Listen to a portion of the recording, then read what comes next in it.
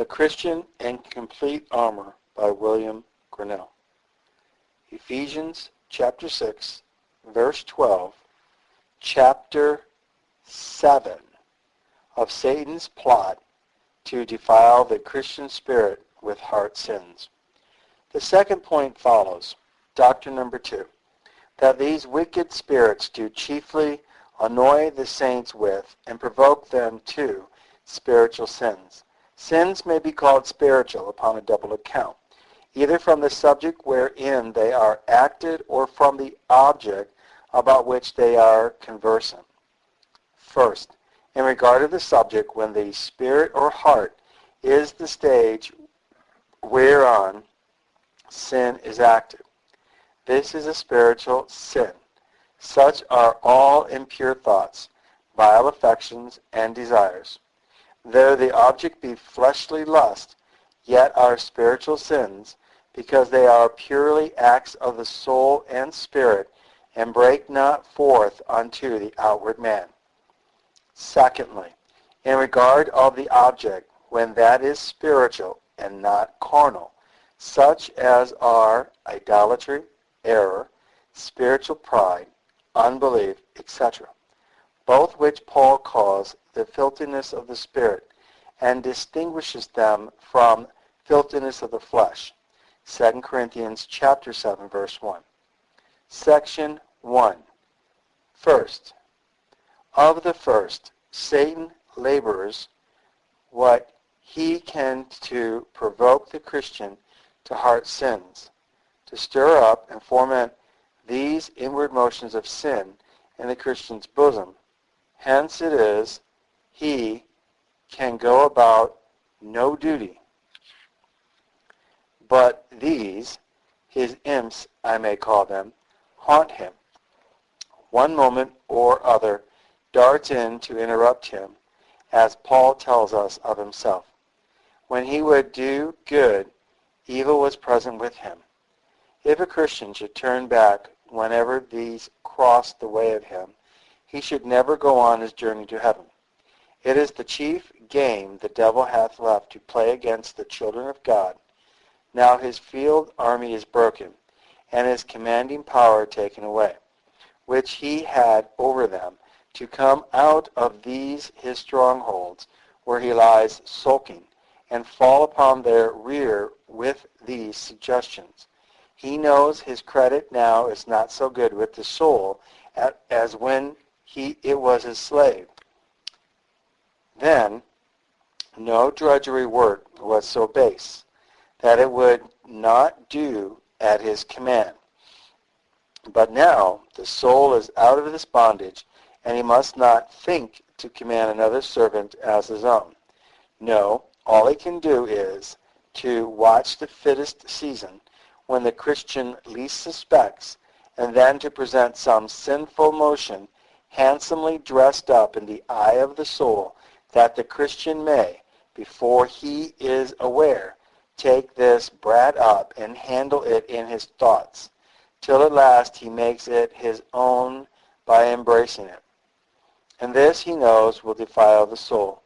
And may be this boy sent in at the window may open the door to let in a greater thief, or if he should not so prevail, yet the guilt of these heart sins, yea, their very neighborhood, would be a sad vexation to a gracious heart, whose nature is so pure that it abhors all filthiness, so that to be haunted with such motions is as if a living man should be chained to a stinking carcass, that wherever he goes he must drag that after him, and whose love is so dear to Christ that it cannot bear the company of those thoughts without amazement and horror, which are so contrary and abusive to his beloved. This makes Satan so desirous to be ever ranking in the unregenerate part, that as a dunghill stirred, it may offend them both with the noisome streams which arise from it. Section 2. Use 1. First, let this be for a trial of thy spiritual state. What entertainment finds Satan, when he comes with these spirituals of wickedness and solicits thee to dwell on them? Canst thou dispense with the filthiness of thy spirit, so thy hands be clean? Or dost thou wrestle against these heart sins as well as others? I do not ask whether such guests come within thy door, for the worst of sins may be found in the motions of them, not only passing by the door of a Christian, but looking in also. As holy motions may be found stirring in the bosom of wicked men, but I ask thee whether thou canst find in thy heart to lodge these guests and bid them welcome. It is like thou wouldest not be seen to walk in the street with such company, not violently break open thy neighbor's house to murder or rob him, but canst thou not, under thy own roof, in the withdrawing room of thy soul, let thy thoughts hold up an unclean lust, while thy heart commits speculative folly with it? Canst thou not draw thy neighbor into thy den, and there rend him limb from limb by thy malice, and thy heart not so much as cry, murderer, murderer? In a word, canst thou hide any one's sin in the vance roof of thy heart, there to save the life of it? When inquired after by the word and spirit, as Rahab hid the spies and sent the king of Jericho's messengers to pursue them, as if they had been gone, perhaps thou canst say, the adulterer, the murderer is not here. Thou hast sent these sins away long ago, and all this while thou hiddest them. For the love of thy soul know it, or thou shalt another day know it to thy cost. Thou art stark naught. If there were a spark of the life of God, or the love of Christ in thy bosom, though thou couldest not hinder such motions in thy soul, yet thou wouldest not conceal them, much less nourish them in thy bosom. When overpowered by them, thou wouldest call in help from heaven against these destroyers of the soul. Use 2. Secondly, show your loyalty, O ye saints, to God, by a vigorous resistance of and wrestling against these spirituals of wickedness. First, consider Christian heart sins are sins as well as any. The thought of foolishness is sin. Proverbs chapter 24, verse 9. Mercury is poison in the water distilled, as well as in the gross body. Uncleanness, covetousness, murder are such in the heart as well as in the outward. Every point of hell is hell. Secondly, consider, thy spirit is the seat of the Holy Spirit. He takes up the whole heart for his lodgings, and it is time for him to be gone when he sees his house let over his head. Defile not thy spirit till thou art weary of his company. Thirdly, consider, there may be more wickedness in a sin of the heart than of the hand or outward man. For the aggravation of these is taken from the behavior of the heart in the act. The more the heart and spirit is let out, the more malignity is let into any sinful act. To backslide in the heart is more than to backslide. It is the comfort of a poor soul when tempted and troubled for his relapses, that though his foot slips back, yet his heart turns not back, but faces heaven and Christ at the same time. So to err in the heart is worse than to have an error in the head. Therefore God aggravates Israel's sin with this: they do always err in their heart. Hebrews 3:10. Their hearts run them upon the error. They liked idolatry, and so were soon made to believe what pleased them best. As on the contrary, the more of the heart and spirit is in any holy service, the more real goodness there is in it.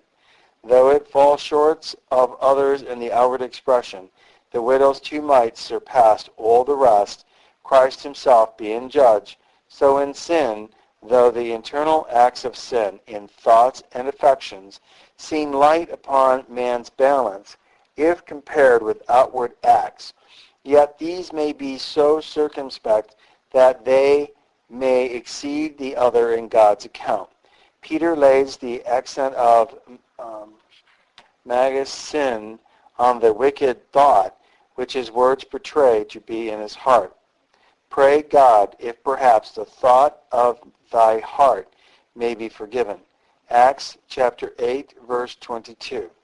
Saul's sin in sparing Agag and saving the best of the sheep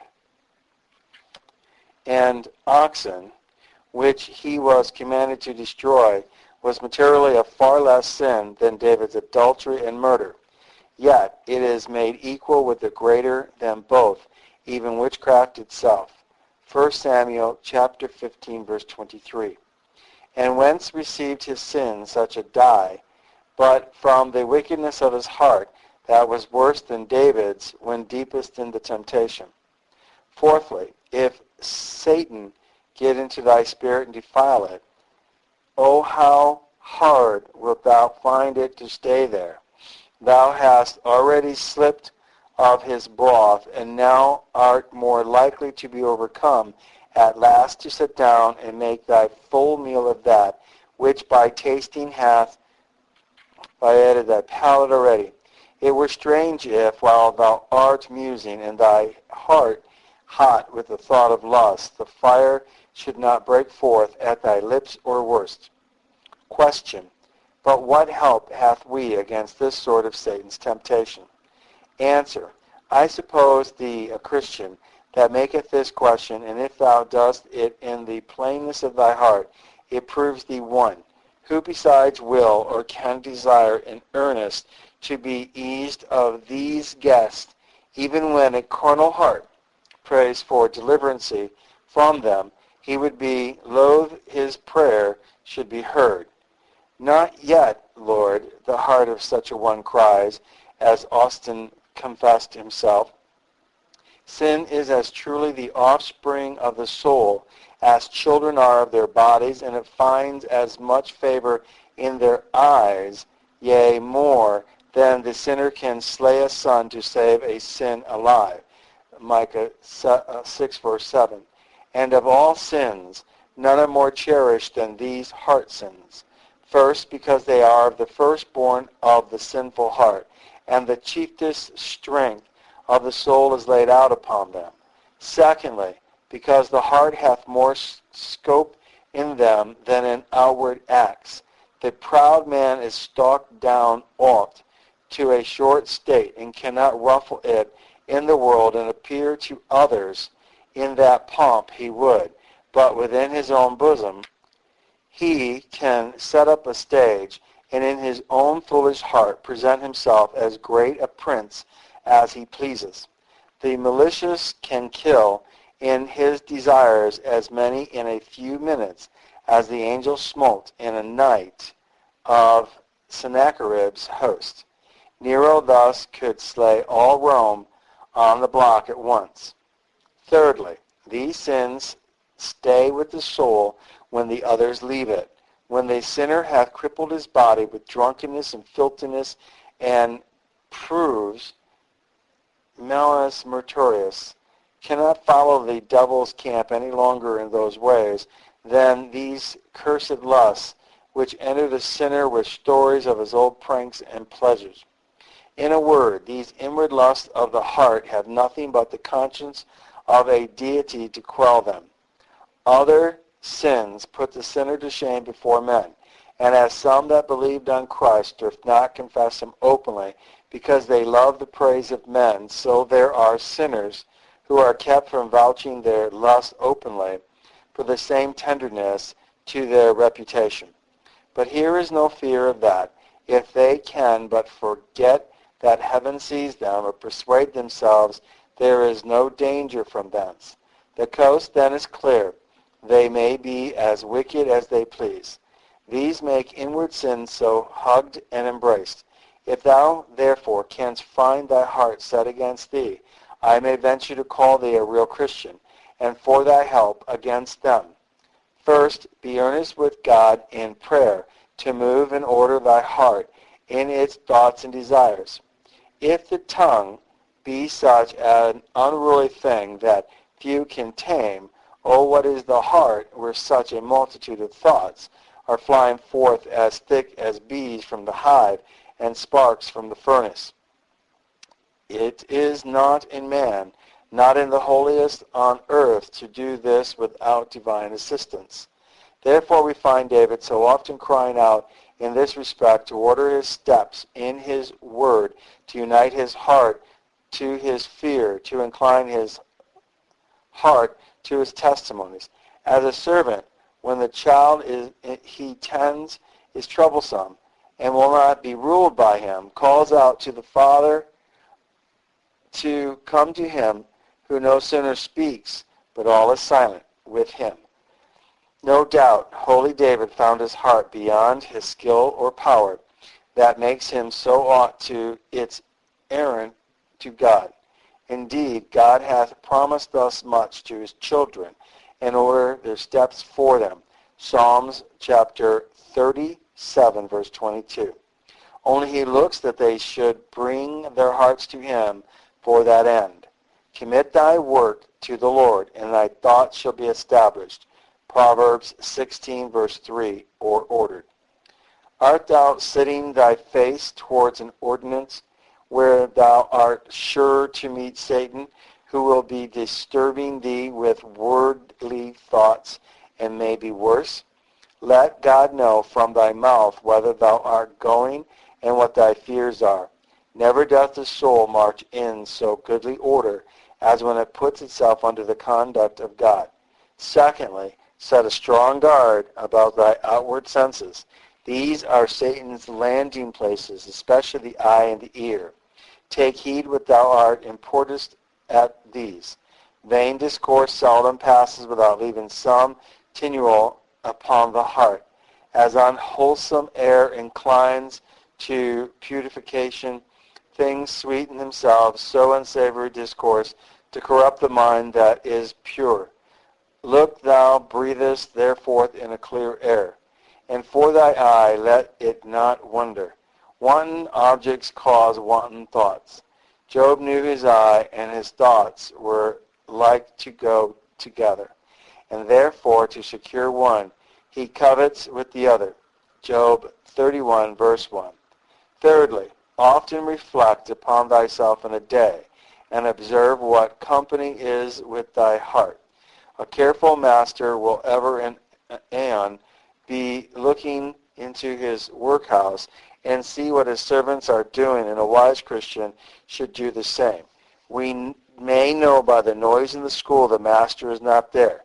Much of the misrule in our bosom arises from the neglect of visiting our hearts. Now when thou art parleying with thy soul, make this threefold inquiry. First, whether that which thy heart is thinking on be good or evil.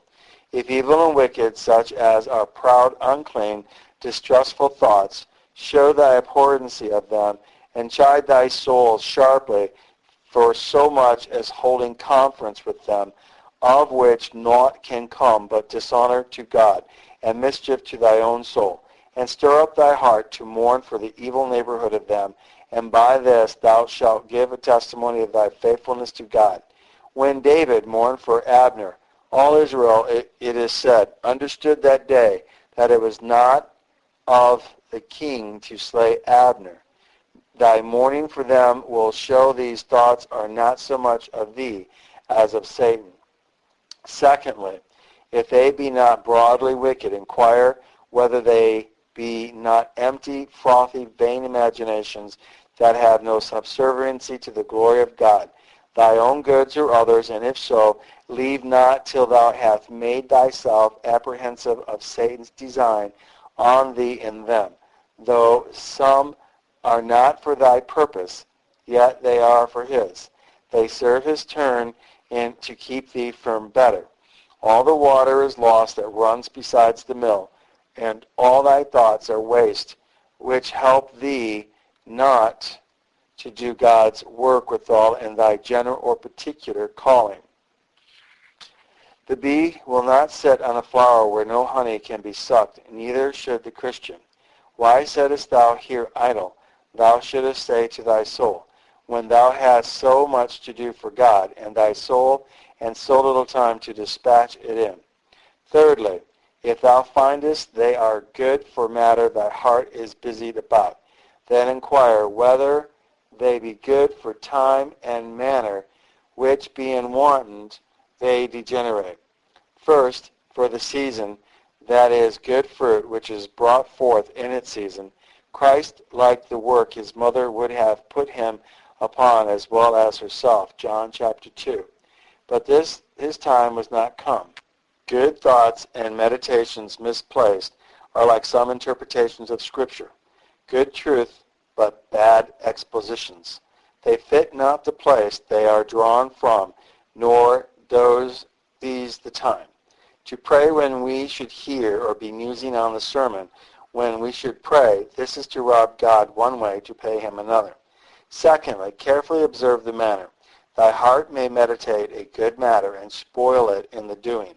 Thou art, may be, musing of thy sins and affecting thy heart into a sense of them.